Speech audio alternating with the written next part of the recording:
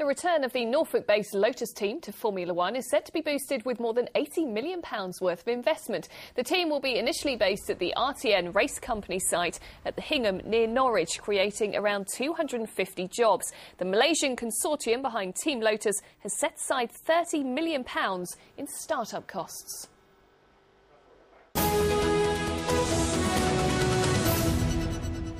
Now, last night's Football League games involving our clubs produced some pretty impressive results. Northampton's first victory in 6 attempts in League Two, and also big wins at home for Colchester and Norwich in League One. And it even looked as though Ipswich would finally end their winless run in the Championship. But they didn't. And now they're bottom. Donovan Blake's report starts with flash photography. His arrival at Ipswich in a blaze of publicity sent expectations among their fans soaring and prompted bookmakers to install them among the favourites to win promotion.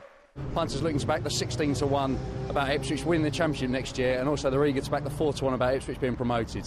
Now Roy Keane is in charge of the Championship's bottom club without a win.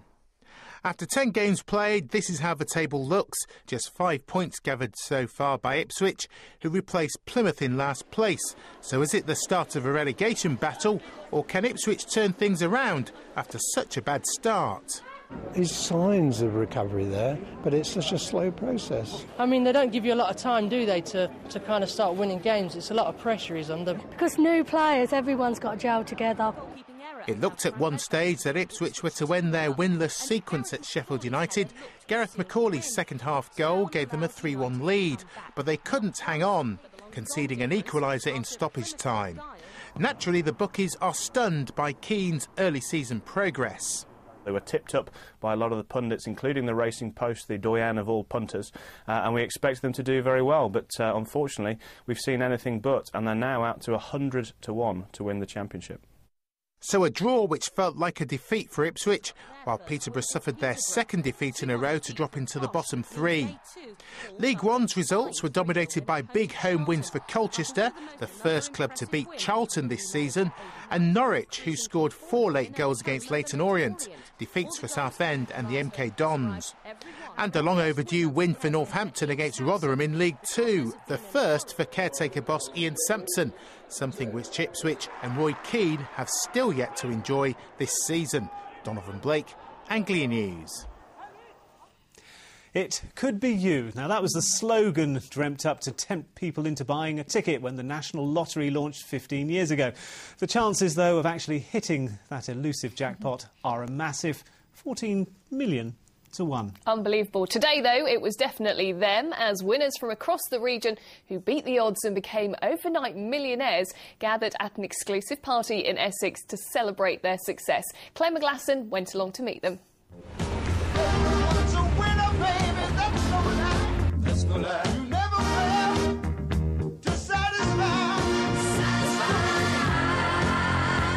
They arrived in style to a retreat hidden in the Essex countryside, to a party so exclusive you have to be a millionaire just to get through the door.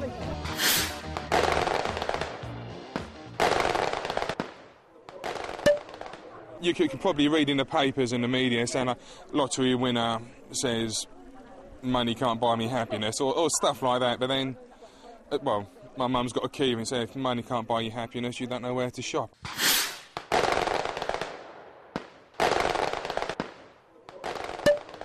What we found is, yeah, you might buy a bigger house and you buy a nice car, but after that you don't suddenly start liking caviar and champagne. Yeah.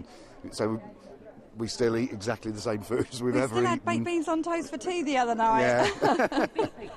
Today was a celebration of 15 years of the National Lottery, a chance to look back at changing times and changing fortunes.